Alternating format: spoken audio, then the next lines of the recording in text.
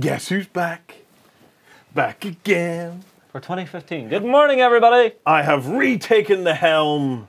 In this episode, we're announcing the winner of the Stoic Arms. We're also going to be talking about all kinds of stuff like Warhammer Fantasy, Terminator the Miniatures Game, Batman the Miniatures Game, and some amazing stuff that's just come out of Privateer Press.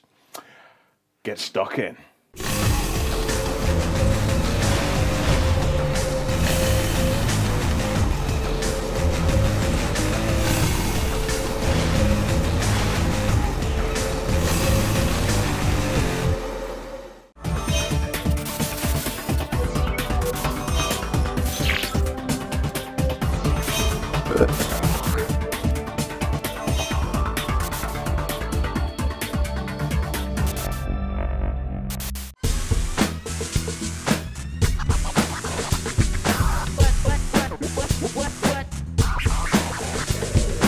Good morning, good morning, good morning. It's the Weekender brought to you by the guys at Beasts of War. I'm Warren. I'm joined by Justin. Morning, guys. Who's looking more and more like Ming the Merciless as time goes on. Oh man, the mega beard is returning. I am regrowing it for Salute this year.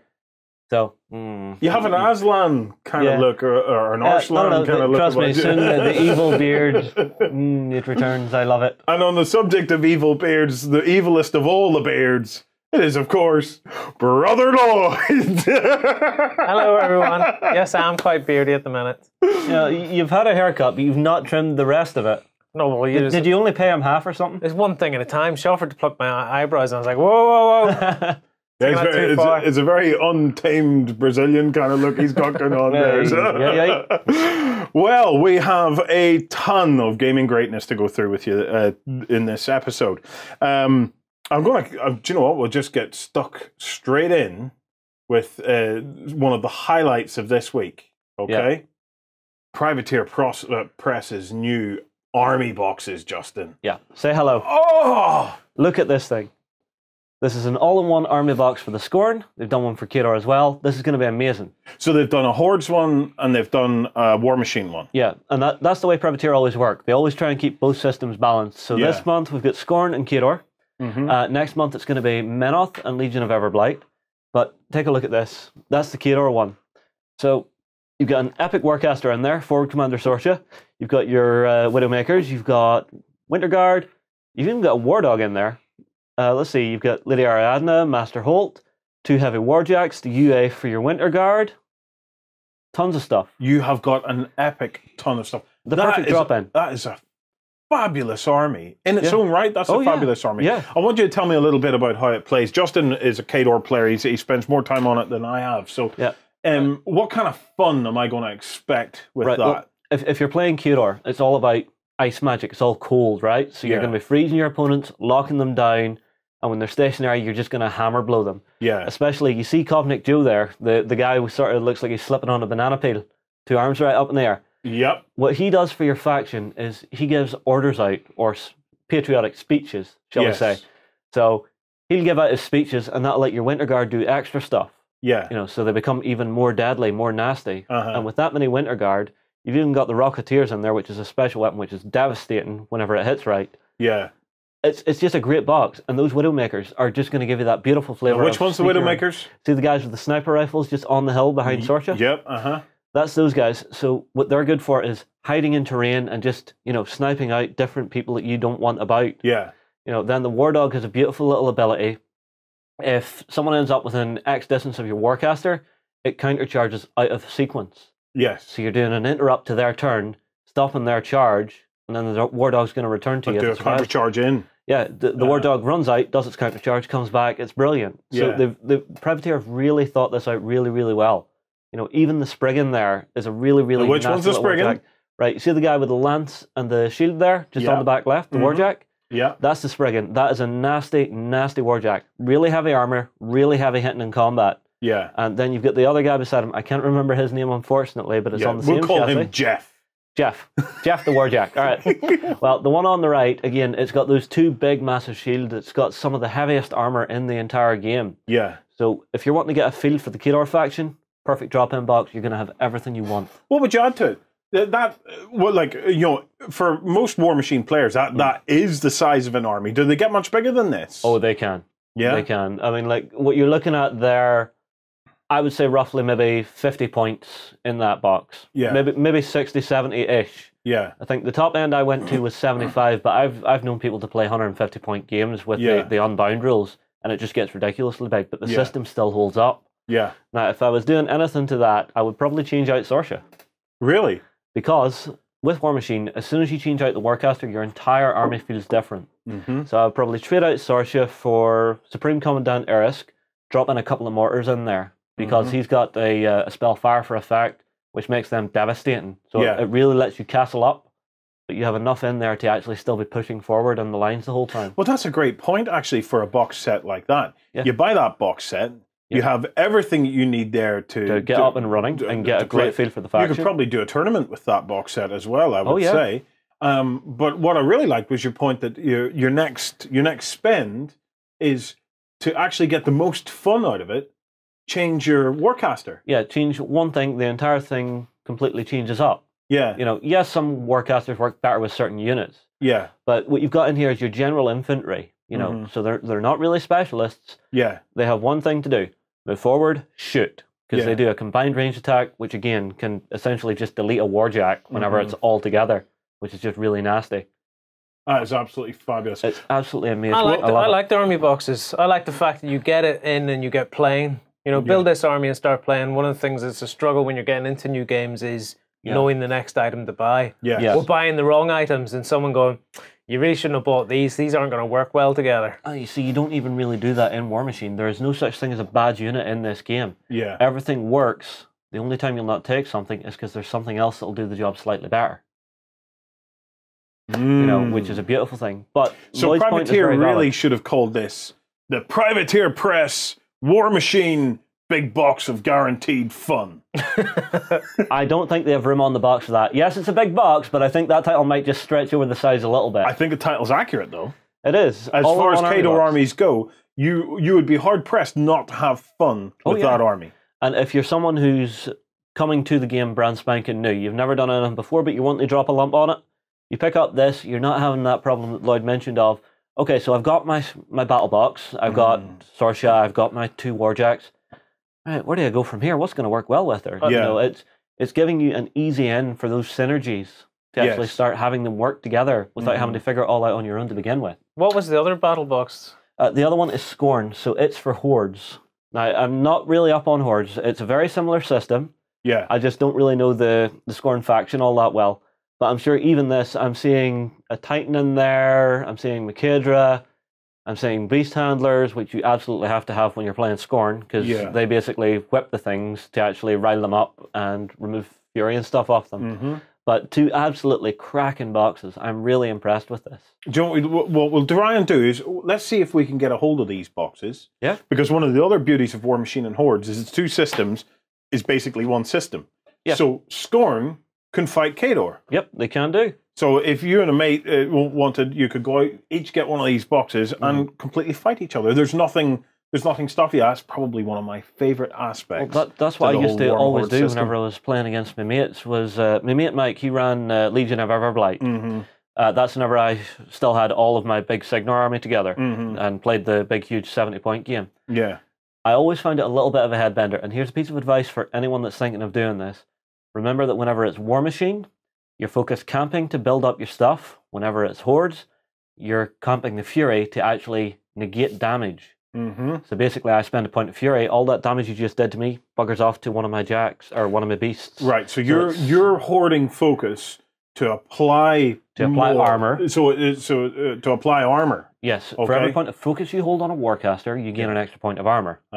Whereas your opponent, he's holding Fury to remove wounds. Yeah, well, to completely negate an attack and send it elsewhere to one of his beasts. So yes, the damage is still done, but if he's got a couple of heavies sitting within his range, he can just pass that damage out to them all day. And if he's got a few healers in his force, he's just going to go, okay, they've taken the damage, let's heal that back up. Oh, look, I'm at your range this turn, let's heal that up again. That never happened. It can be really frustrating. I feel a battle report coming. But is it fun to mix the 2? It is. It's very fun because you play one and it's fun whenever you're playing same against same, but whenever you're mixing two, it's taking what you've already learnt and making you completely rethink your tactics. Yeah. Like, there was a journeyman league we did over there. I ended up playing against the Circle of Orboros battle box. Yes. And this thing was ridiculous because what my mate was doing, he was sending forward his heavy, it would do its damage, and then his warlock had a spell which let it get out of close combat without me even getting a free strike. No, slow down, gate out. Sorry, teleporting back. Yes, essentially teleporting this big heavy war beast back out of the lines, back to where I couldn't get past it to actually charge his warlock. So it was just seesawing back and forth, turn after turn, and I couldn't hammer through. It was doing damage and just getting out of the way before I could get my revenge in. Yeah.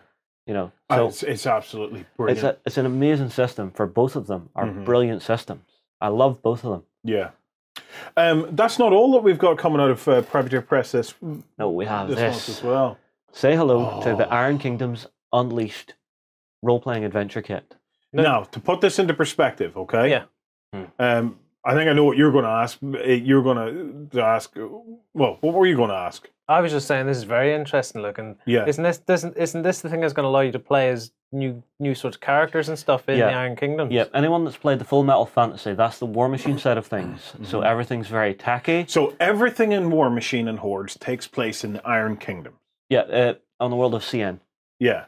And so far in the Iron Kingdom's role-playing product range, you've been only able to play been the mostly focused side. on Warmachine, yes? Yeah, you've had a few monsters from sort of the Horde side of things, but no playable characters. Yeah. This is going to start letting you play warlocks and stuff.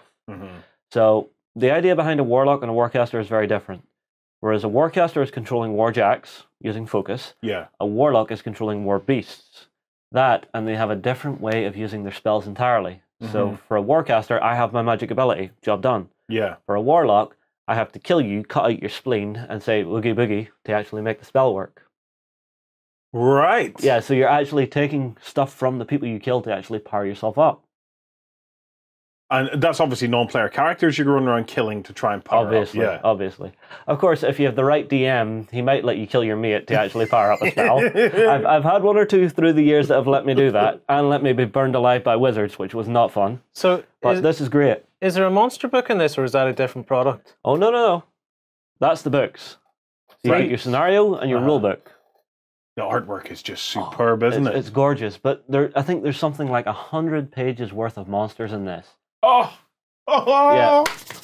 I love monster manuals. Yeah. I've got to say, one of my, I don't know, it's my total vice. I love collecting Monsternomicons and monster manuals. These are some of your characters. Oh, look at that. The artwork is absolutely cracking. Look at Long Chops the Hunter. Yeah. Big gator man with a shotgun. I really like that, actually. You know, that is very cool, isn't it? Yeah. Then on the right-hand side, you've got Lurk, who's a bog trog. Yeah. So he's sort of like a little swamp critter, but is a mystic. So he's a bog trog. Yeah, bog trog. I came across one of them once. I couldn't flush it away no matter how much I tried. So no comment. No comment. But they've also got minis for all these as well. So you've got here we have Gulen, who's a troll blood adventurer. You know, so it's really, really cool miniatures as well that are coming in this kit, if I'm correct. You've then got Long Chops, and he looks great as a mini. He does look good, doesn't he? You know, there's so much you're going to be able to do with this, though. For everyone that was a Hordes player that saw the Iron Kingdoms role-playing game and went, it's nice, but I want to role-play my Hordes. You know, I want to be the monsters. So who could I be? Who can I be? Like, give me an example of what it could be now that it couldn't have been before. You could be a warlock of the Circle of Orboros, and they have the Wolfborn. Yeah. So they're sort of like werewolves in this world. So you could be running around as a werewolf. Okay, you know how to press my buttons. With a big two-handed stone sword, howling at the moon and charging into your enemies to cut them into bloody slivers. And what else? What are the other options? Well, hopefully you'll be able to play the Nis and Legion of Everblight, which will be good as well. So they're sort of like fallen elves and children of the Dragon Father. Well, their Dragon Father, because the actual Dragon Father is Crix. But for Legion of Everblight, that's one of the Dragon Father's children. Yeah. It's a whole big-ass world. You can also be troll blood, so you can be big blue troll rocking out with big-ass guns and drinking tons of beer. Is there not sort of a pig faction or something in this? Yep, that would be the Pharaoh for the Minions faction, so you could be a pig man. A pig man? You could be a pig man.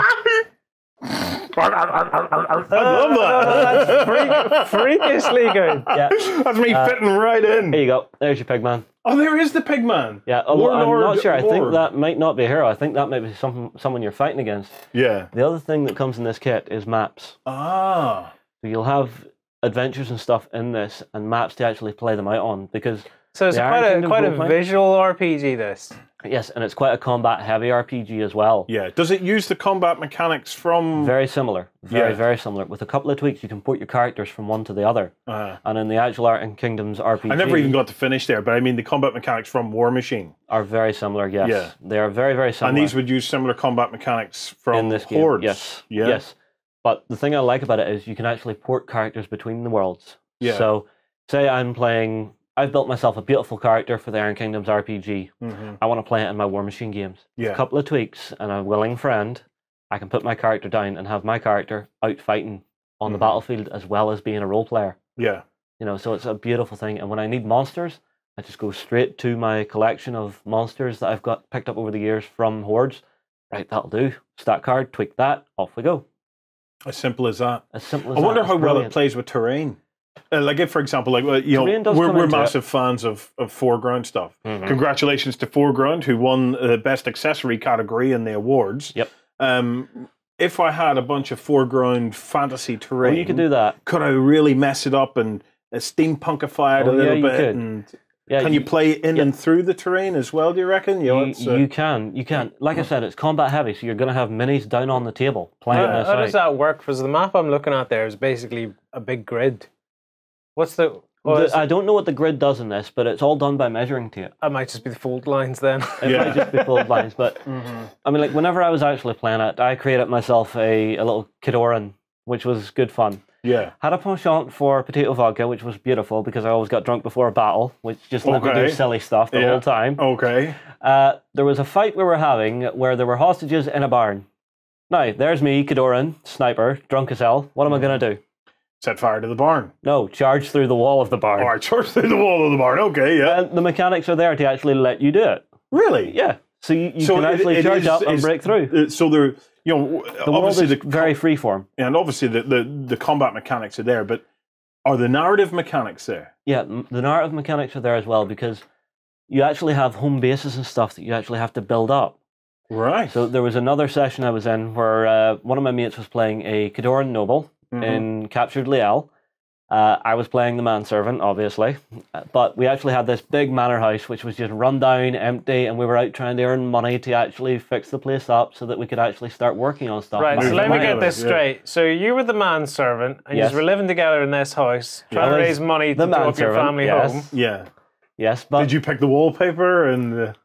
Well, you don't really pick wallpaper. Did you get any doilies? Justin, I'm only joking about the wallpaper, man. I'm sorry, but the game is really detailed. And with you, I never know. But no, you're able to buy things like mechanic items to actually build new weapons and armor. You've got alchemy labs to make potions and things. So it's like a base of operations. You can forge new weaponry there and stuff like that. You can repair your warjacks and stuff. Because you can actually be a warcaster in the main Iron Kingdoms one and have your own warjack. You know, which was something which we tried to avoid heavily because sometimes they can be a little overpowered. Yeah. But it's all depending on your DM and how they actually play it.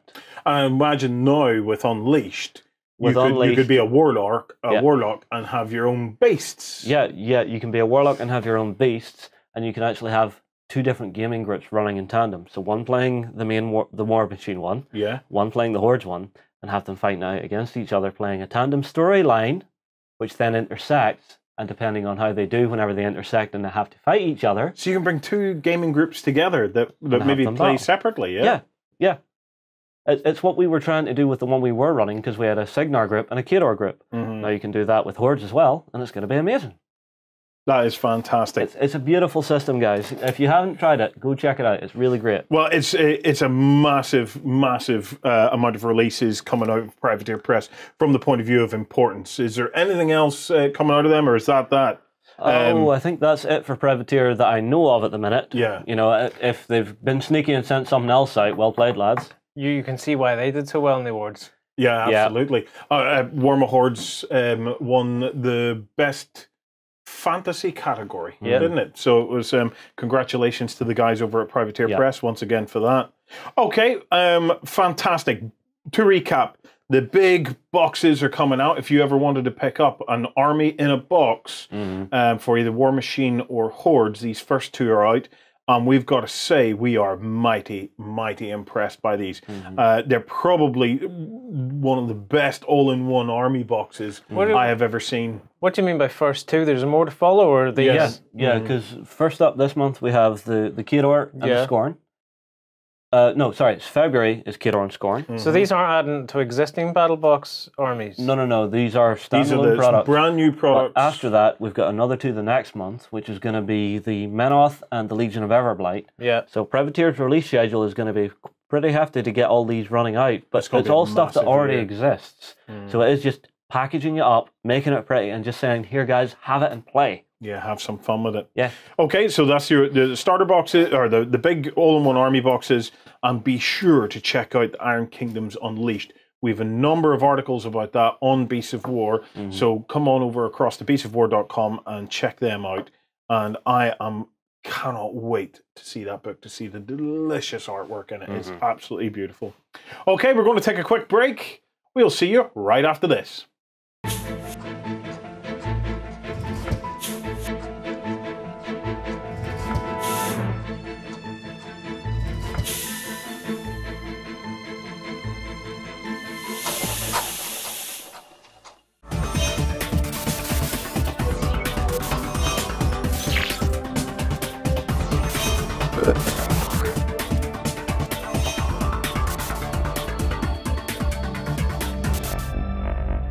So last week, we announced the Terminator Genesis Miniatures Game coming out of River Horse. Dun dun dun dun dun. Dun dun dun dun dun. Yeah, I already did that bit in a weekend or a few weeks back, but nobody noticed. No. We might have had an inkling that something like this might be on the cards. It is, of course, Alessio Cavatore of Warhammer 40k 5th Edition fame. It's his new project. I say Warhammer 40k 5th Edition fame. He's probably more famous now for Bolt Action than he was for, well, maybe Shiro. More likely Bolt Action. But it's his new project. It's based on Terminator Genesis. Okay, so details are still just creeping out at the moment. I have invited Alessio to do a live hangout with us, so we might be able to doing that next week. I will keep you posted on that, and we'll have a live hangout specifically to wax lyrical with Alessio about his plans for Terminator Genesis. But some of the highlights. Well, one of the exciting things, I was just going to jump in here, is we thought it was going to be a board game. But it doesn't. It's not going to be that. No, it looks like it's a 28mm skirmish game. Ooh, yeah! Human Resistance, led by John Connor, versus the machines of Skynet. Now, when trying to work out what is in this game, okay, the one thing we do know is that the license is tied to Terminator Genesis, so it's tied to a single movie. So it's this specific film that you're going to be looking to actually see what might be there. So the impression I get is, if it's in that movie, then it has the potential at some point to be in this game. If it's in the other movies and not in Terminator Genesis, then it's unlikely to make it into the game. Okay? But what if it wasn't in any of the other movies and wasn't in Genesis? Do you think maybe they're allowed to make stuff up? No, I would say they're probably not. The whole Terminator background is fairly well set, even though Genesis is a reboot of sorts. It's kind of somewhere between a reboot. It's a temporal paradox. Yeah. More than anything, because from what we've seen in the trailer, your man goes back, Carl Reese, and it's not the world he's meant to go to. So time can change, which is something that has been struggled with a lot in the previous movies. So they're still fighting to try and stop Skynet. They just haven't managed it yet. Yeah. It's we've been scouring the trailer basically since we found out about this. We've been scouring the trailer going, oh, look, flyers, oh, helicopters. Big ass walkers. Oh, walkers, yeah, huge walkers. Old Arnie's, young Arnie's. Yeah, old Arnie's, young Arnie's. Here's a question for you. I wonder if Alessio is going to put in a mechanic for infiltrating Terminators. in the human faction. Oh, that's kind of cool. That could be fun. That would be brilliant. That you turn over in a turn and suddenly one of your characters turned into a Terminator. Yeah. That suddenly one of your men is now a Terminator. Wouldn't it be interesting to be playing a miniatures skirmish game and having a mechanic something similar to Battlestar Galactica? Yeah, where, who is the Cylon? Yeah, you don't know if it's a Terminator or not. So I'll tell you what we haven't seen in the trailer. We didn't see any dogs. How are we going to detect Terminators without dogs? Oh, you need dogs to detect a Terminator. Is that it? Yeah. I think that is set up, but that's a previous movie that's set up in, so it might not be useful. The box set, we have the name of the box set. It's going to be called War Against the Machines. I did kind of plead with him a little bit to call it Rage. So we could, get our grunge on. I don't get it. I'm sorry. What do you mean you don't get Rage Against the Machine? Okay, now I get it. Oh, I know you get it. Okay, you're not that young. So I'm sorry, but my head's not working today. And the expected release date this summer, right bang at the same time as the movie. I like the name War Against the Machines because it sounds like it is going to be proper. I'm out to get you, and you're out to get me. It's not a whole sneaking around trying to kill one or two people. It's all out assault each other. I think I cannot wait. Now, clearly, right? It's a game that's not going to Kickstarter. It's being completely 100% developed and funded by River Horse. They're partnering with Warlord Games, who are going to be doing the distribution. The sculpting and stuff is already underway for the miniatures. And the miniatures, I believe, will come. I think they're going to come as single piece miniatures, or they'll be assembled anyway. I believe so. They're coming as multi-piece assembled miniatures. So that they'll all be. It'll be basically you can just pick up a box of this and immediately get stuck into playing. That is what I expect. Now we'll have to wait and see. Everything is subject to change between now and the summer. The question is, where could it go? If you get into this, right? If you hop on board this, if they can pull off having pre-built miniatures, then they're on the route of going down the line. The X-wing. If they can get this into a shop, it'll practically sell itself. I would hope so. I think something like this could be awesome. It's the right license. It's a really good license to have. It's a self-explanatory concept, men against machines. What I'm hoping though is that he can get it to a stage that it grows to a stage that we can start to see the vehicles. Because they've got some really, really cool Jeeps and retrofitted trucks, and then on the Skynet side you've got those amazing flyers and stuff that come in. This game could be absolutely unreal. What I'm looking forward to see is some of the boards people are going to create, because there are 3 ways I can see this being done. Either one, your classic ruined city, rubble strewn about everywhere, everything just beat down, destroyed, rusted to hell. Skulls everywhere. Skulls. We're getting loads of skulls, and as well as a skull, you need a play park. Oh yes, you need a little burnt out play park in the middle. Burnt out play park. And ashy people. Yep. The other way I can see it is holding pens, where the machines have been capturing humans for experimentation. Fighting through one of those would be quite cool. Oh, that's a good one. Yeah. Or the clean Skynet labs, so internal science labs and stuff that are all brightly lit and clean, and then you have these dirty humans fighting against these big, beautiful, clean machines. I tell you what else would be cool: an underground bunker. Very good idea. You could do a proper little dungeon crawl. Yeah, you could basically do. We'll see. I'd imagine it's 4x4, but. As this game even scales up, you could maybe have a 4x4 or a 6x4 table, flat board, then 2-inch polystyrene carved out to make all the individual rooms and stuff like that of a bunker. Your 2 deployment zones, bang at it. That could be a good laugh. Even if you haven't seen it in the movies, though. Yeah. Units that you particularly like in this movie, if they're not in this movie and therefore possibly can't do them.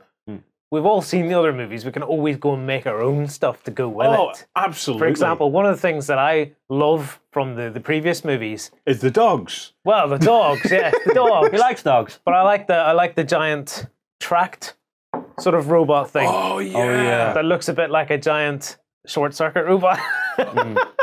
But it's not in that trailer, so I don't know if they'll have one. But you can obviously go and make your own stuff. Yeah. I just so looking forward to it. It was so, it kind of came as a surprise because we know that these licenses are now starting to creep out. Protoss have the Alien versus Predator, which we're hoping to find a bit more out about soon. But this one kind of came out of left field for me because I just wasn't expecting it. And then when I did find out, I thought it clicked, and I went, "Oh, what a great setting for a war game! What a really cool setting for a war game!" And you will never ever run out of Terminators. Because you've got a box of Necrons sitting there, you can just pick them up. Well, that's what I thought too. I was thinking maybe these Terminators would be even cooler, and people would just buy them instead. Yeah. Your Necrons look really cool. They're not Necrons; they're Terminators. I wonder, could you green stuff some flesh? To part flesh them. If you're handy with your green stuff, maybe. Yeah. But you never know. The sculptors might already be planning that for these to actually have some of the Terminators so that they are actually part flesh, part machine, and it's just. Well, we do. We see old Arnie in the trailer with his with his hand, with his robot arm. Yeah, and we also get to see him jump out of a helicopter. Yeah, and he's really grey looking. Well, he's aged, which I always thought was weird. But we had a chat about this, and you came to the conclusion: no, their skin still ages. It's quite possible because it is a biological component of the Terminator, so it would have to age. Yeah. That's an interesting one. It is an interesting one. You know, I mean, like, my money is that particular Terminator from the trailer was sent back when Sarah Connor was a kid to protect her for her entire life. Yeah. So he's older. Well, Terminator Genesis, the miniatures game, War Against the Machines, is on its way. We are hoping to find out some more during a live hangout next week. We'll keep you posted on that. Other than that, it's slated for release this summer, around the same time as the movie. Perfect timing there if you can pull that one off. We're going to take a very quick break. After the break, we have another awesome bit of news, and that is about the Batman miniatures game. So we'll be right back right after this.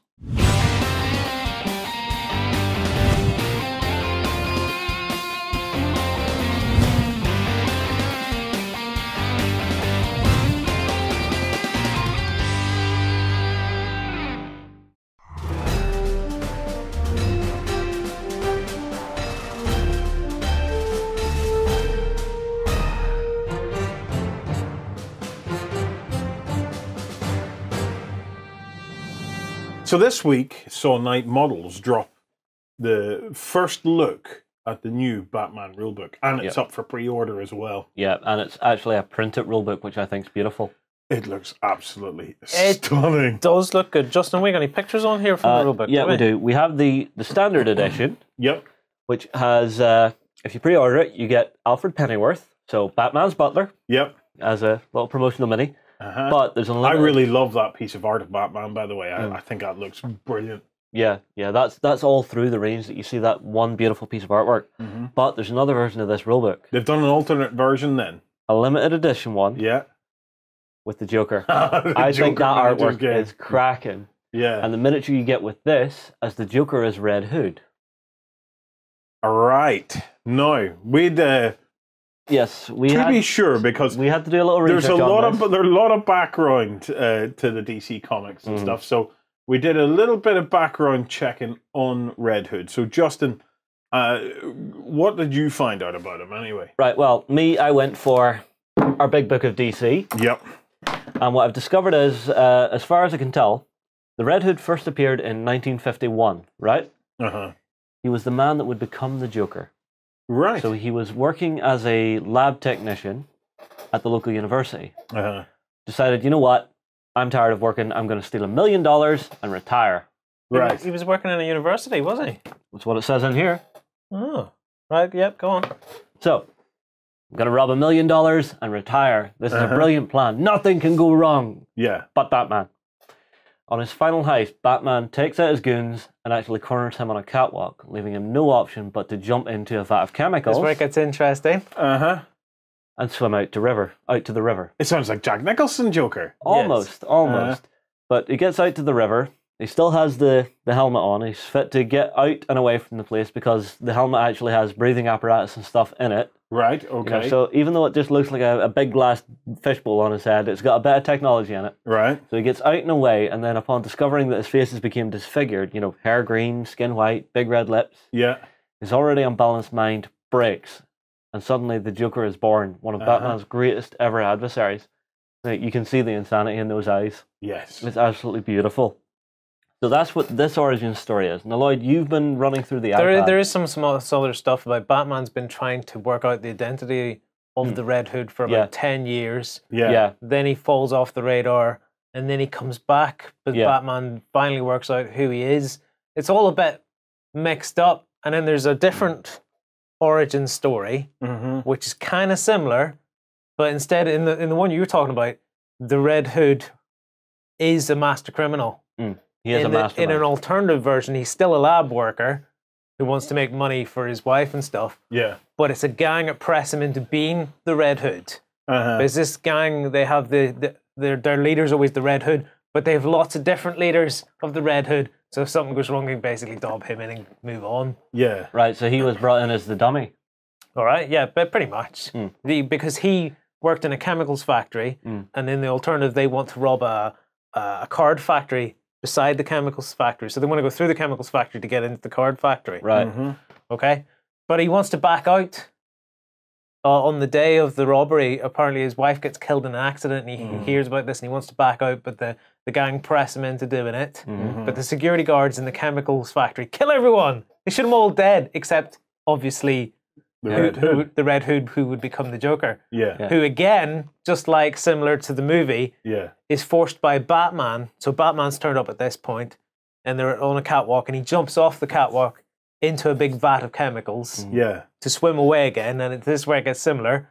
So he swims away, the helmet's doing the job. Again, he's disfigured with the green hair, the white face, and the red lips. And then his mind breaks, and he does become a master criminal, whereas before he wasn't. And then...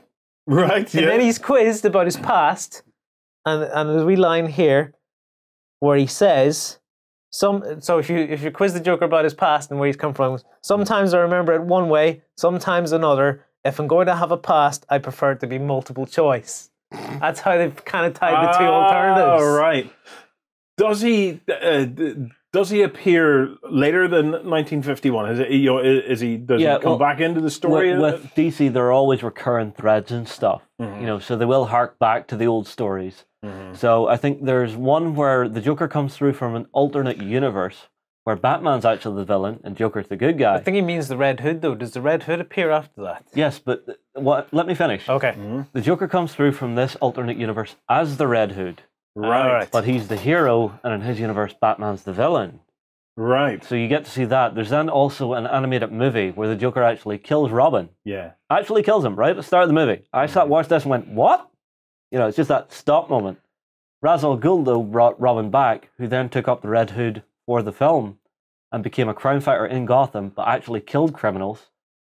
You know, trying to outdo Batman. I'm going to clean up the entire city, and I'm actually going to do it right and finish the job, whereas you've not been doing it. And they end up having a big bust up, which is brilliant. Great little movie. My mind just melted. It's really, really out there. Anyone who wants to get into comic book lore, prepare to have to go back and forth and accept that some things have happened but haven't happened and will happen again. Yeah. We get another picture from the rules up. Yeah, absolutely. Yeah, go ahead. So what else is in here? So this is... now this I like. This is your favorite picture so far, isn't it? Yes, I love this image of Commissioner Gordon actually just being out and being a badass. Yeah. Because he is a badass. You know, that, and we're actually seeing a bit of backstory for Commissioner Gordon on this page. Yeah, no, we've been reading through this. The writing in this is actually really good. It's a really interesting, fun read so far from the bits that we've caught in the rulebook. And all of there's a load of characters that you'll know, and some characters that you may not know, and they're all fleshed out with proper backgrounds. But so far, at this point, based on first impressions, the thing that's blown me away most is the gaming tables. You know, the environments that you can play in. So we have some pictures of that. We mentioned one on the Weekender a few months ago. Yeah. But I think we only... You mentioned it, I couldn't find it. I think we only had a small picture of it at the time, but here we go. Bam! Look at that. The big fairground. I absolutely love that. I love the idea of having a fairground that's all wacky to play on. Yeah. I can just see both of your minds just taking over going, right, how do we make a hobby lab? How do we make a hobby lab? Look at all the colours. Yeah. Yeah, it's brilliant. It's really, really cool. It is just, I would love to play on that. You know, I think it would be such a treat to walk into a gaming store or your club or something like that and to be able to play on that board. I think it'd be just brilliant. It's great. And I have been looking at it from a Hobby Lab perspective because in a recent Hobby Lab, we'd done one of the first parts of making a kind of a rail track. And we reckon that our approach to making rail track could be reworked. Even for the loop. You're going to try and do a loop-de-loop. Yep. Yeah. We reckon we could make that using the technique that we showed in the Hobby Lab. Hobby Lab is a show for backstagers where we demonstrate hobby tutorials on how to make things like trees and hedges and fields and. Well, you've made entire gaming boards in barbed wire was barbed wire and stuff. Yeah. But there's some other pictures. I'm gonna leave that other picture to the end. I like the fact that they've done pictures of gaming environments and stuff. Yeah. Because you get a lot of rule books and stuff where it's all minis.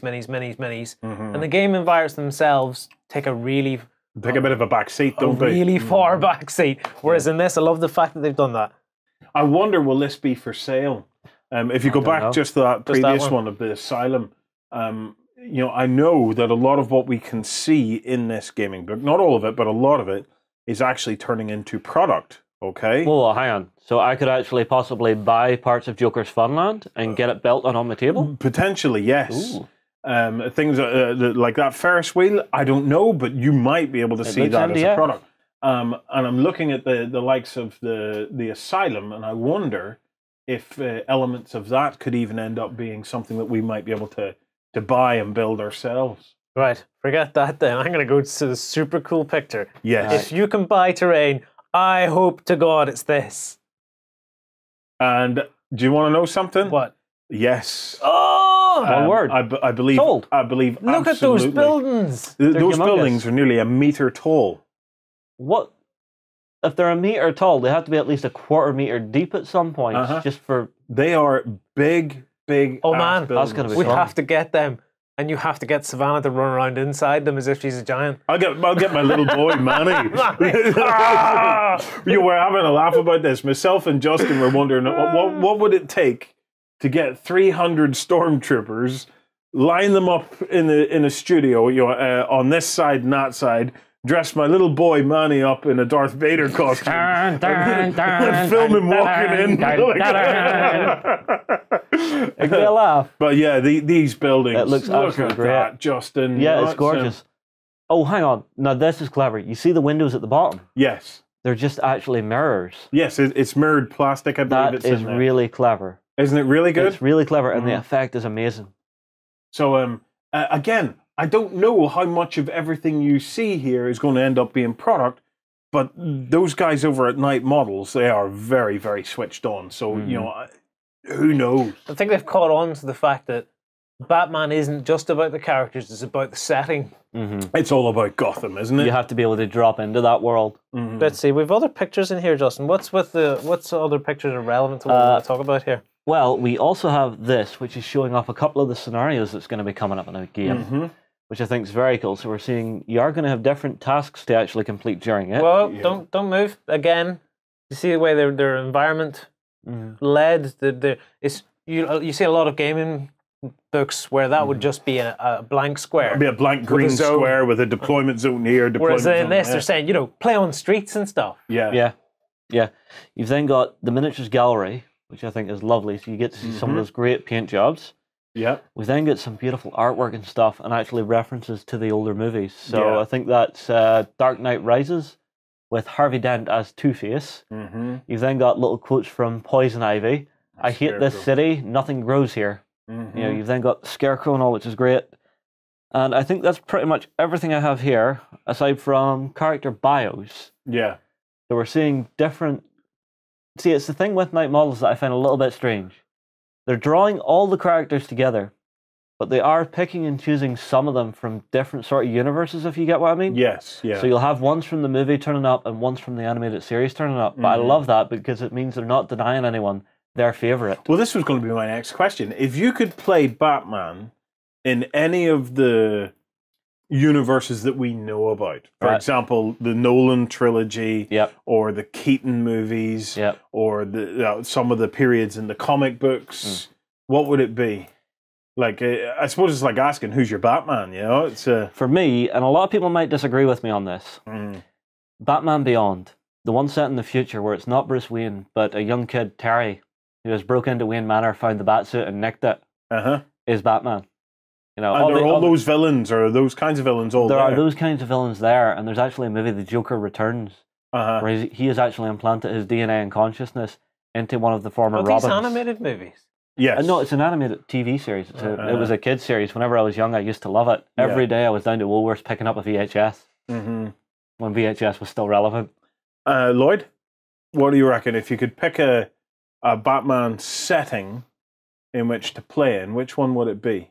Well, when we were talking about the minis, it was Adam West, but that's not the setting I'd want to play in. Yeah. Really? You don't want to do the Bat Tussie? No. I didn't like the storyline of the later Batman movies before it was rebooted, but I liked kind of the wacky colors and stuff. Don't say Clooney. When we had Mr. Freeze and stuff. He's saying Clooney, isn't he? It did get very kind of funky retro, didn't it? Yeah. I gotta say, for me, I'm going to have a crack, I reckon, at the Nolan style. So I want the Heath Ledger Joker, and I want the Dark Knight Batman. You see, I'm going to disagree with you on the Joker. And stuff, you know, it has to be Nicholson for the Joker. He did it so well back in the day. Are you nuts? I loved it. I'm with Justin. I want a Jack Nicholson Joker. You're both nuts. The best Joker and I want him in his portrayal ever was the Heath Ledger portrayal of the Joker. Again, we could argue this till flawless. Absolutely not. Oh, it was He's flawless. got his wee berry on. He's got some Prince playing. He's swinging. Ooh, I'm my number one, and I. Brilliant. I cannot wait. I cannot wait. We are hoping that the guys from Night Models will be coming to join us in the studio for a nice long filming session sometime in the next few weeks. So we will definitely keep you posted on that. But I cannot wait. And I don't know how we're supposed to film a thing, bring it in like this. Yeah, because you could stand behind it on the table and you'd be like, "Can you see me?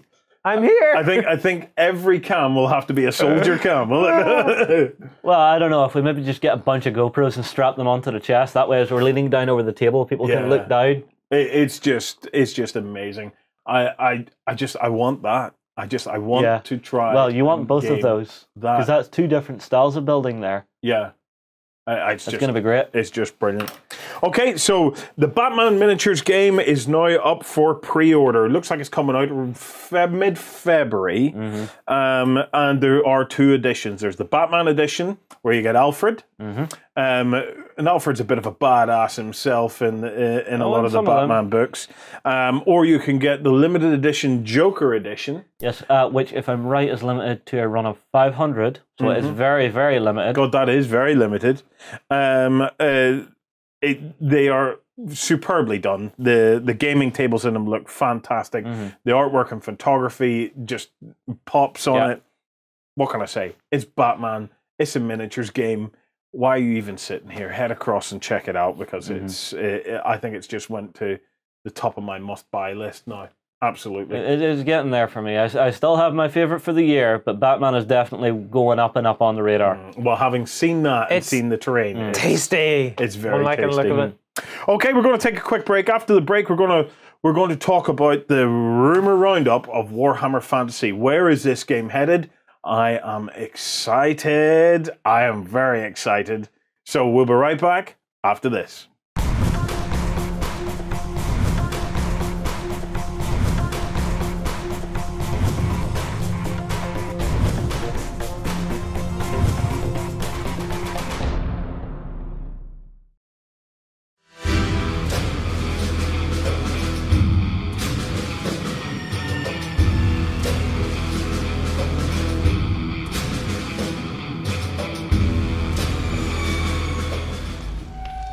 So the interwebs are on fire at the moment. We've had a major kind of information dump that's come out via Warseer. I never trust anything I read online. No, I reckon. We don't trust your Facebook, Dustin. Yeah, I reckon. Yeah, anybody that knows me and is on my Facebook, I'm going to put this out here now on front stage because I have to clear something up. I do not have a medical degree. He's not a doctor. No. No. The posts that you have been receiving about these horrible, horrible venereal diseases have been coming from the good Master Warren Johnson whenever I've been leaving my Facebook logged in. Surely not. So I apologize for anything you have seen by accidentally Googling what Justin McCauley MD has been placing online.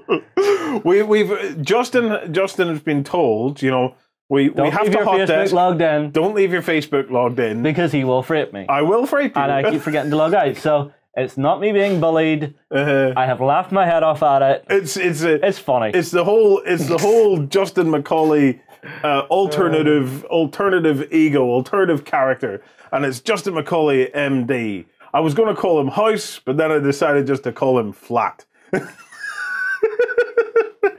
And yes, he does prescribe some solutions to some pretty horrific afflictions, I've got to say. Yeah. Anyway. He prescribes them. I just sit there going, what have you done this time? Why is John posting funny pictures now beneath this? What is this? I'm not Googling this. Anyway. Back to what we were talking about. Of the stuff that I have read, it looks legitimate to me. It looks like it's come out of the studio, actually. Right. So there's a leak in there? Well, there's leaks everywhere. You know, I think it's a great thing. We love talking about this stuff. But in this instance, we want to do a bit of a rumour roundup because this is a combination of some of the stuff that we've seen on Warseer, maybe a couple other places, and some of the stuff that we have heard ourselves. So I want to run through all of this. So basically what's happening is that the Warhammer End Times is a definitive finishing point for Warhammer Fantasy. Okay? What will come after it will be a completely reimagined game, as far as I'm concerned. So I assume we're still sort of in the universe, but I'll assume a big chunk of time or something has passed just to let it change, maybe? No, what happens is, I'm going to read from notes because some of this is very interesting. The old world is utterly shattered and looks nothing like it did in the past. The shattering is so devastating that it's on a dimensional level, separating civilizations into bubbles of reality. Now, this is the point where I think Games Workshop got Professor Mikio Kaku in to talk about, what you need is dimensions of reality. Either that or they're all popping acid in there. But either way, it's cool. It's so really we have cool. The orc bubble, the human bubble. Exactly. And what do bubbles do? They sometimes touch. Sometimes touch and collide. Hold on a minute. He's American. This guy, is he not? The scientist. Why are we all using these weird accents for an American guy? Oh, because it's difficult for us to do accents. But I'm a massive fan of Mikio Kaku. I love watching his stuff. But basically, you have all these kind of bubbles of reality, and it's almost like fantasy has been enveloped into the warp, kind of thing. It's very, very interesting. And what happens is, why you would have forces fighting off against each other is these reality bubbles almost collide and merge, and then that's where you have your battles and things like that. Right. It's a very, very... It's a bit trippy. It is a trippy concept. It's a bit trippy. It is a trippy concept. We'll have to wait and see if that's what actually comes out. The timeline itself has moved on by, I think, about 200 years. Okay, so the time has passed. There is a definitive gap now, okay? The armies are all being reduced down. The product range, I believe, is being culled to reduce down as well. And we're going to end up with 6 armies. Okay? Right, that's a big drop. Let me just touch on this bubble thing, right? Again with the bubbles. With Warhammer as it stands, if I was thinking about I'm going to go and fight some orcs, I think, get my men together, let's march across the land, let's fight some orcs. Yes. Now you're telling me if I march across the land and I've not encountered anybody else's bubble, there's nobody there to fight until I run into someone's bubble. Potentially. In which case, then now remember that this is dimensions, no, dimensional bubbles we're talking about. So it's where dimensions converge. So this is not like I walk up to the edge of my land and I go. Yeah, they're not literally in a bubble. It's like the Truman Show in here. Yeah, it's where it's basically this end time has been so devastating. It's almost as if the whole universe or their universe has broken into shards. Some of those bubbles will contain multiple races. It's not like there's the orc bubble. There's the undead bubble. There's the elf bubble. There's all combinations of all sorts of things in all these bubbles. I'll assume everybody has an entire world to themselves. It's just where the dimensions intersect that you start to see people appearing. Yes, that's the impression that I get. Okay. It's very, very trippy. It is very trippy. It's very quantum. But if it's multi-dimensional, does that mean there could be more like the same orcs in different places and stuff? Quite possibly. But literally the same orcs, a different version of them. Yeah, I don't know. Quite possibly. It's what I'm interested stuff, in seeing is what the Black Library does with this. And to see what happens as regards the background writing. So there's only going to be 6 factions, okay? And one of those is going to be a completely brand new army. I hinted over the last couple of weeks, or I said over the last couple of weeks, we were expecting a brand new army. But that would mean there's only 5 factions then. The factions have been culled down to 5. Yes, but I don't expect to see a big dump of actual molds and stuff. I'm expecting to see, if they're calling it down to that, they're going to merge factions. They're not just going to go, okay, that race no longer exists. Nope, we're not making those minis anymore. No, they'll merge them in with others, I would say. There will be a degree of merging in with others. There's also talk about the whole stylistic approach to Warhammer changing, that everything is a little more tainted with chaos. Okay, so that I don't like that. No, wait. I'm not talking about everything's going to have tentacles and stuff like that. Spiky bits. But there's a touch of darkness to everything. So it's no heroes. It's all going to be a bit more dark. Probably less cartoony, maybe more gritty. I don't know. There's a lot of there's a lot of potential for change. And remember, a lot of this is rumor.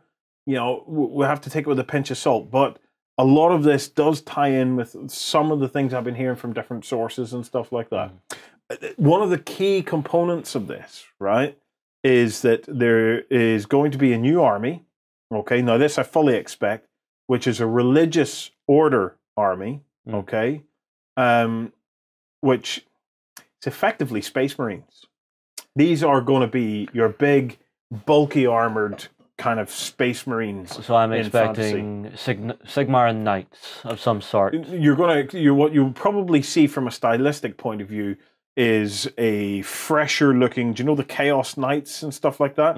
So the Chaos Knights ultimately led to the kind of the design choices of the Space Marine anyway. Yeah. So you'll probably see that big, bulky armor, big, huge... yeah, but instead of spikes and fur everywhere, it's going to be clean lines, gold filigree, stuff like that. Maybe. I would say a lot of gold and silver and stuff like that. Big Nephilim kind of...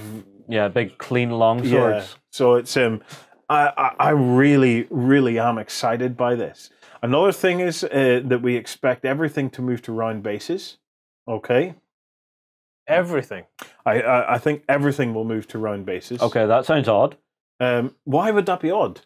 The round base is a thing of beauty compared to them horrible little square bases. Yeah, that's spiky in the hand, I know, but it's just such a fundamental change to go from square base to round base. Yeah, but I think that one of the barriers a lot of people have for fantasy, and it might sound strange, but it's just a theory I have, is that people look at it and they don't like the square bases. They're just not very attractive. If square bases were attractive, every company out there that's doing round bases would be doing square bases. You see, I always thought it was square base just because it was easier to rank up than trying to get round bases to rank up. That was, but it's not a skirmish game.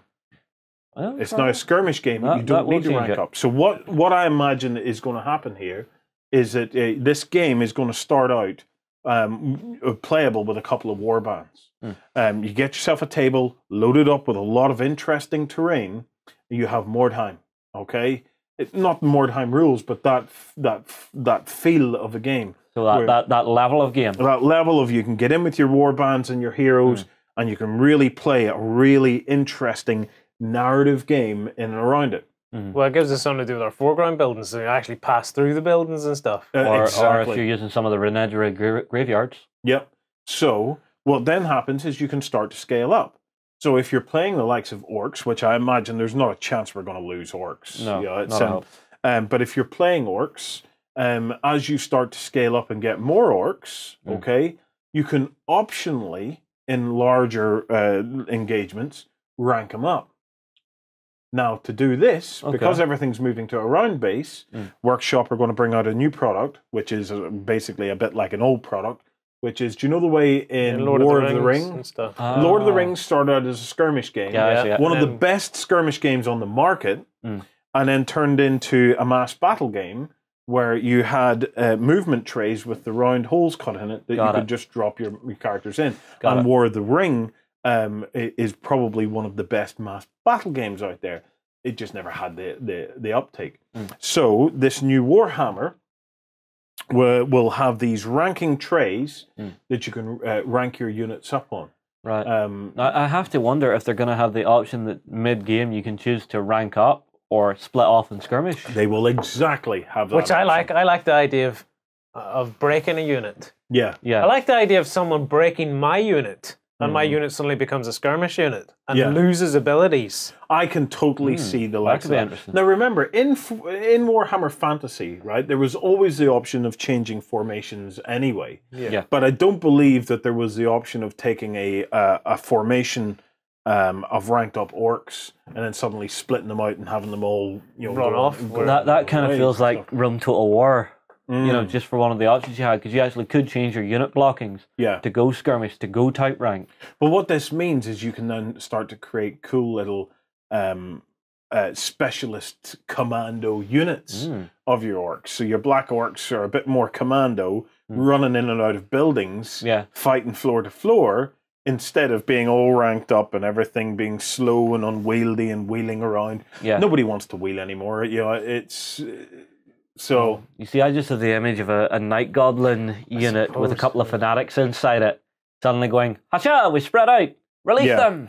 That's a good point, actually. When you take 40k and change it into a skirmish type game, you mean fantasy? Fantasy, and change it into a skirmish game, you immediately kill off all that wielding and stuff, which is one of the barriers to people getting into, saying, "Oh no, well, you have to move this in a particular way, and you've got to go on your arcs and things, I guess." Now we move to one of the bits where I'm a little concerned, okay? There is, in among all the rumors, they talk about that there's going to be low model counts, a smaller range, but get this, limited run miniatures released for a few months at a time before vanishing again, and the same with mini white dwarf expansions to keep the story going. Now, where I have a problem with this is, I understand from the business perspective of Games Workshop that managing a limited inventory is ultimately going to be in their interests. Nobody wants an unwieldy, massive inventory that has you have to items continuously produce. It's an overhead they just don't need. And I understand that the whole limited edition type thing works very well for them because they get a good, quick burn through. People buy the stuff up because they know if they wait, they're not going to get there.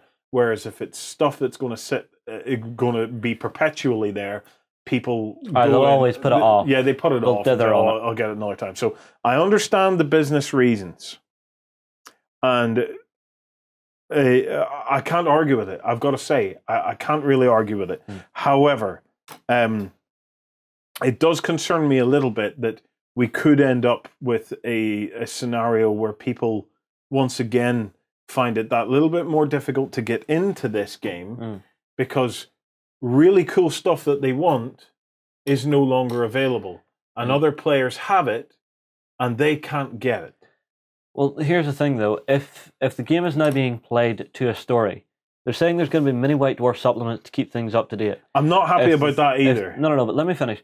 If the thing is running to a story, whenever someone's dropping in, they're dropping in at a point in the story where the current range is current to the story that everyone's going to be playing. So that old mini that they can't get... But then you equally have a problem of planned obsolescence. And nobody wants that either. True, but if it's characters weaving in and out of storylines, so that whenever the character weaves back into the storyline, it becomes available again. Yeah. Perhaps. I don't know. If you're then it'll be swings and roundabouts. Sometimes it will be there, sometimes it won't. If you're a heavy active player of the game, it sounds exciting. Limited edition! Oh my gosh, look where the story went! Oh, next month it's going here. It sounds exciting. I can't fault that, but remember that as this game continues, you want to be continuously drawing people into it. And if I come into it... But I quite like what Justin said. When I step into the game, I just step in at that point and then proceed forward. Why do I care necessarily what's behind me? Because I go into a gaming store today, a fresh-faced new gamer. Okay. A few pounds lighter, right? I see you guys playing the game and I go, oh, that looks awesome. What's that game? Oh, it's Warhammer 40k, right? I say, oh, I really like the look of your army. Yeah, that's Blood Angels. Oh, I want to build that. Not a problem. Everything you see on this table, you could gradually build up and buy. There's one scenario. I'm hooked. I'm in.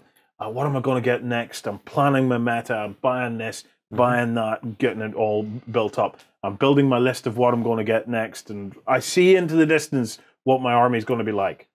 Right, let's imagine the other one. I've walked in, fresh-faced gamer, okay?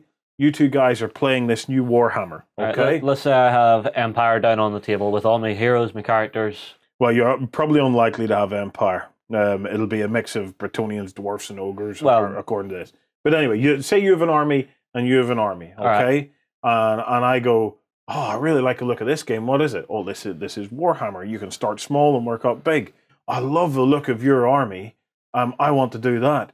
And you go, yeah, it's a great army. And I'll say, well, where do I get this bit and that bit? Oh, yeah, you can't get that bit. It's not available anymore. All right, well, what about that bit? Well, yeah, that's a core item. That's always for sale. Okay, I'll get one of them. Oh, I love the look of that big unit there. What's that? But is it going to be units, or is it not just characters? What did it say? It says, skirmish-based wargaming, all right, low model count linked to a smaller range with limited run miniatures. Yeah, individual miniatures. Limited run miniatures. Limited run miniatures could be a box of miniatures. You see, I think it's going to be with the story. It would annoy me, I suppose, if an entire unit, like there's 6 guys that I suddenly can't get anymore. Well, imagine 40k. The odd character or something. Yeah. It's not. Obviously, you know, as always, we'll wait for confirmation. Hopefully, after this goes out, we might get a couple of pings or something like that to let us know you've got that wrong or you've got that right or whatever. But imagine playing 40k, okay, and the Sanguinary Guard no longer available. You know? See, I don't know. I think this is them trying to keep their players Centurions engaged. no longer available. I could do without them. Yeah, but it's the way I see it, I think this is an engagement thing they're trying to do. They're trying to keep everyone hooked into the story and continuously going, right, where are we at right now? What do I need to be current? True, but in the process of keeping that group hooked, do you make the game more complex and more difficult to get your head around for anybody else who's trying to get in? We can't please all the people all the time. And keeping people hooked at the point in the story they're at. When someone new's coming in, they're coming in at that point of the story, and everyone that's playing that point of the story is going to go, yeah, here's where we're at, here's what you need to do to get going. All right, you're now with us on this part of the story, let's roll on. Yeah. I understand you can't please all the people all the time, and I can equally come back with another adage, keep it simple, stupid. Yeah, but you have to keep it exciting. Yeah, but you can have exciting without complexity to the point that anybody else coming in goes, well, I want to do that, but I can't buy those bits to do that, so I'm not that interested anymore. Yeah, but how many people are going to look at it and go, well, I like those bits, they're cool, but they're not current? I worry that we're going back to the days of, I've been in this hobby 3 years. Now, this problem isn't going to surface immediately. The problem I'm talking about is 3 years, 4 years down the line. Maybe nobody even cares looking that far ahead. But I remember 6 years ago, where we were in a hobby of people going, I've been in this hobby so many years. Oh, how did you do that? I'm not going to tell you how I've done that. So well, where did you get that? I'm not going to tell you where I did that. Might be a bit more insular, you're worried about. I spent all my time learning how to do that or working out that secret to do that basing or to do that texture or that color scheme or whatever. I'm not sharing that with you. I thought we'd got past all that because certainly that was one of the things we ran into when we started the whole Beasts of War thing was people sitting on their knowledge rather than getting out and sharing it. We're now at the point where we have tons of channels and blogs and stuff like that, where knowledge is being shared, circulated around. You know, this, I worry, takes a step back, where there's a built-in elitism 3 years down the line, where somebody who's been able and had the money to be able to get everything at the time when it came out is sitting with fabulously intricate and diverse armies, and somebody that wants to try and recreate that can't do it because the stuff isn't more available. But none of those problems exist if you can't get a core audience who's excited enough to keep the game going in the first place. But there's a core audience there today. We know the whole reason it's getting fractured and cut up like this is obviously because the core audience isn't engaged enough and isn't big enough. Anyway, to talk about some of the armies, what has been passed around so far? This is what will survive. So Empire will be a mixture of Bretonnians, dwarves, and ogres. So they'll all kind of be I can live together. with mixing those factions together. That sounds okay to me. Rules to come up with. The elves are all going to be reunited. I know a few people are going to be very pissed off about this. That just sounds weird. Why? High elves, dark elves, wood elves would be the yeah. three Dark elves are not the same as Dark Eldar. No, but there really was different. that split in the race. Like a high elf is completely different from a wood elf. Yes, but they're still elves. They're still elves. You know, in the backstory, I think there was a time when they all lived together. But does this mean I can field some wood elves running through trees? I don't believe that dark elves have an innate hatred of elves. I'm talking about wood elves. Do they? Start. They do. They're. All right, now I'm not really great with the fluff on this. One of my mates in England was really big into this, and I'm guessing he's sitting there going, "What the hell are you thinking with the way things went?" Yeah. Because there was a big split in the elven race. From what he told me, it turned into white noise after a while. Sorry. Yeah. But apparently there was big bust ups, and everything went to hell. Well, if there was a point where they were together and then they were bust up, they can always be brought back together, and no event other than this, the ending of the likely to do it. Yeah, that's very true. Orcs and goblins stays the same as the orcs and goblins. This one I'm very happy about. The chaos is going to be chaos, including the demons and more. So Big Men will be back. That makes sense to me. I always thought they were bring it all back. It was far too fractured and too splintered. Skaven stays. Okay, Skaven. Oh, and we have the undead. But all the undead is all going to be bundled into one, but they're going to get rid of most of the Egyptian theme. So a lot of the Khemri type stuff. So the Tomb Kings are dying a death. Yeah. So again, there's going to be some players that are just going to be sitting there going, "No, I'm not. It doesn't work. To leave Tomb Kings are really cool on their own. Yeah. But they just don't mash with the others. I suppose they do jar a bit. It's all a bit weird. Yeah. You know, it all feels a bit kind of bit B-movie. You know, you've got factions of the undead running around in essentially what look like European settings in your mind, and then all of a sudden there's deserty Tomb Kings. I suppose most of the Warhammer world up to this point has been very Euro. Yeah. Now the difficulty is right. At least that's 6 armies, right? But one of the other rumors is that the 6 factions will include that heavily armored religious army. So maybe one of these didn't make it through. We'll have to see. There's some contradiction there. I didn't think Skaven were going to make it, but there was a lot of really brilliant Skaven kits. You know, it's especially with the end times. But it makes sense to me that the Khemri didn't really make it. Dwarves and ogres are basically gone and bundled into a human. There's no way really to say that, because it might be a book where you can actually just run still a pure dwarven force. Oh, I'm sure you could. I'm absolutely sure you could, but you'll not have anywhere near the model diversity that you've had. I can seriously see it all being stripped down. Well, we'll see. What I can say is, why would there be less model diversity? Surely that gives me an opportunity. I mean all the different dwarf units are unlikely to all make it through. Otherwise, you're going to end up with army books like this thick. I wouldn't mind that. Give me that many options. That much certainly to play from a with. buying point of view, it means I can go out and buy stuff that isn't dwarves and just play with it together. But it doesn't solve any problems. So let me talk about this. I applaud them cutting down from what was it, like 14 different factions in Warhammer to bring it down to 6. Absolutely, because do you know what? Too much choice means that you don't make a choice. Because you don't know what to choose. I love these themes that we're seeing here. I think it makes perfect sense to do that. So big thumbs up from me for that one. The plot line of it being broken into bubbles of reality, I really am enamored with the direction that this might go. Because, you know, who knows? And I am jesting here, but who knows? With this whole bubbles of reality type thing, we could end up with a Warmachine Hordes kind of thing here, where you maybe have Space Marines versus off against Okay, elves. now you're going off the wall. That would be weird, wouldn't it? It would be very weird. But if it's much more in tune with chaos, we know that in the warp anything can happen. Yeah.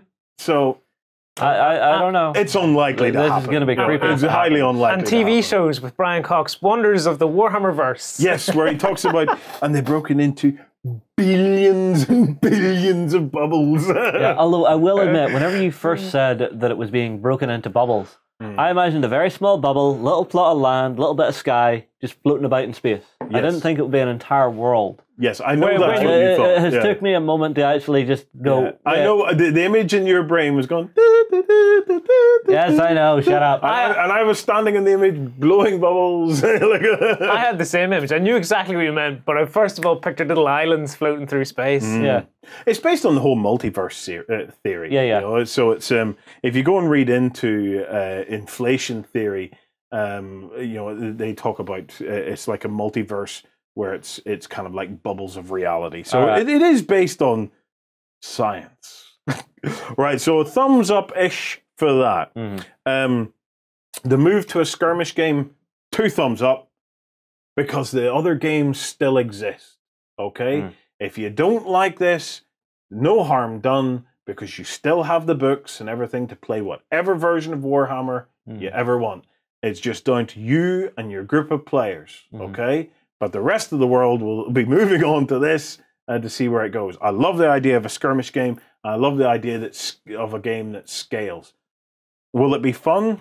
I think it will. I'm interested. We'll see what happens. The move to round bases, 2 thumbs up. Happy with that as well. I think that apart from the rebasing, obviously.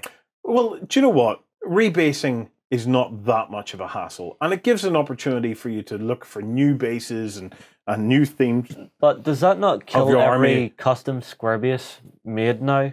If this is happening, Yeah. It's going to be a hit. Why?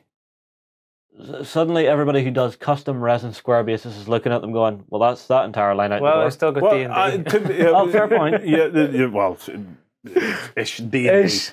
You know, look, Games Workshop doesn't owe anybody a living. No, that's fair enough. If your business model hangs on selling square bases, you're in the wrong business. That's fair enough. Right? So I suppose that every last company out there does them in multiple shapes and sizes. So it's I have no issue with that. I think that the round base is much more elegant. I think it'll make it for a much prettier game. So if that's true, I think that's people great. Just won't rebase; they'll just play with their square bases. Yeah, and that's because not a problem. for rank and file, then you just rank them up. Yeah, I don't think I certainly would never have a problem with that. I don't think the vast majority of players would have a problem with that. Well, tournament play maybe, but I do think that if it does move to round bases, it's a positive thing. I think the models will look beautiful.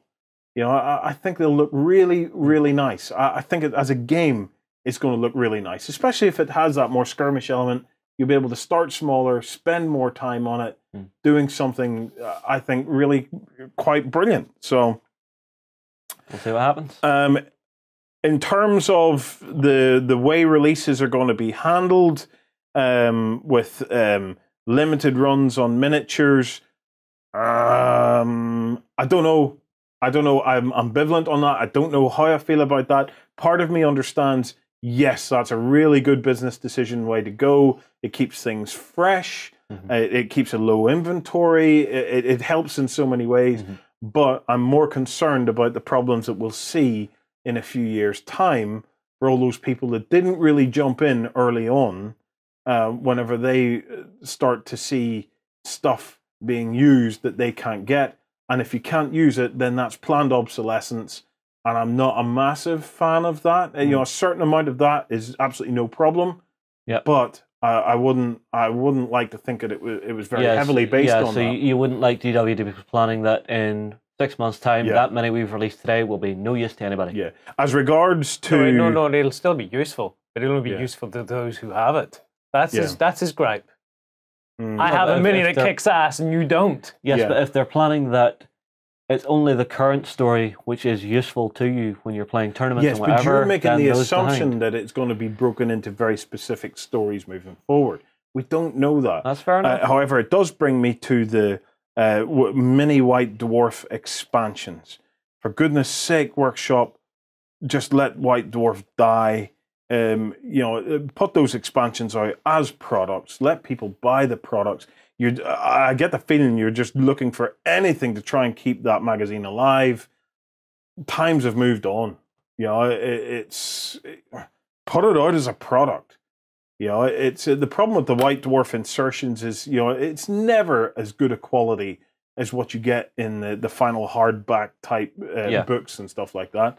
If you're going to do expansions and things like that, do them as proper expansions, because if somebody misses an issue of White Dwarf, then they're in exactly the same boat as well. Yep. Whereas if it's an actual product, again, it's a more direct, it's an easier thing for people to just go and buy. However, it's becoming less and less of an issue as more and more of it moves digital. But not everybody has a £300 or £400 device. Mm. And not everybody wants to sit and work with a device while they're playing a game. Some people just like the feel of a book. On the whole, I think it's massively positive. I think I'm very, very excited about this. This is the most excited I've been about Warhammer Fantasy, like ever. Yeah, well, I've known you since what, 2010? 2009. Was it 2009? Mm. Well, I've known you since then, and this is the first time I've seen you really get energized about fantasy. Yeah, and I did the whole fantasy, was it 7th edition and stuff, and yeah, it was fun. But this excites me. I'm really, really excited at the prospect of this. I think we could be on the verge of a really, really fantastic move coming out of Games Workshop. Okay, I think we're going to call it at that. We'll call the show to a close. But before we go, we have a competition winner to announce. So give us 2 seconds, and we'll be right back.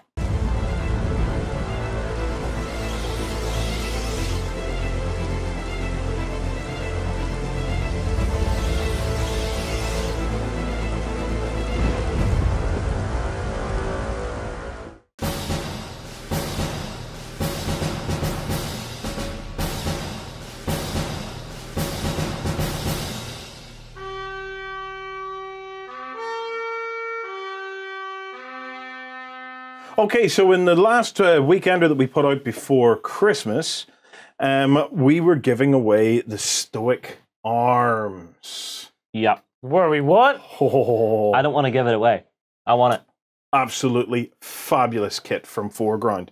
All you had to do was to post a comment stating what you would like to see as a future project coming out of Foreground.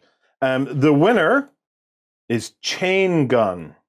And his comment, now I'm not saying that this is going to be done, this just happens to be his comment. His comment was, the next project I would love the Foreground to make is the church from Warmington-on-Sea for my dad's army collection. That's actually a really great idea. You can give somewhere for your verger to get caught on the balloon. Brilliant stuff. They need to have the guys at the top who go out and chase you about. I tell you what, all of our talk about Warhammer Fantasy, right? Yeah. I'll tell you a big reason why I'm excited about Warhammer Fantasy.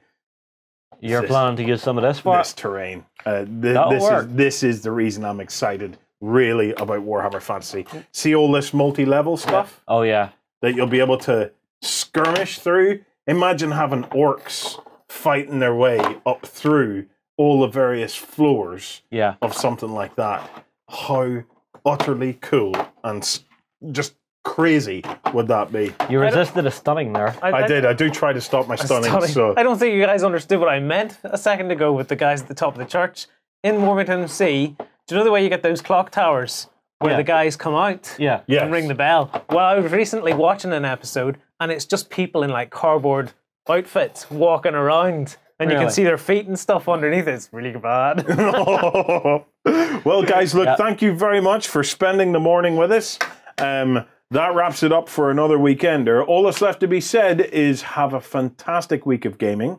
If you're interested in finding out a little bit more, why not join us over at Beasts of War tomorrow morning, where we have the extra long backstage version of this show, the XLBS. We're going to be talking about a whole arms war that has broken out between Justin and John. Yes, we have an arms race on our hands. We're going to be going over a whole series of the plans that we have for the Beasts of War website. We're going to be talking about, well, probably the best guarded secret.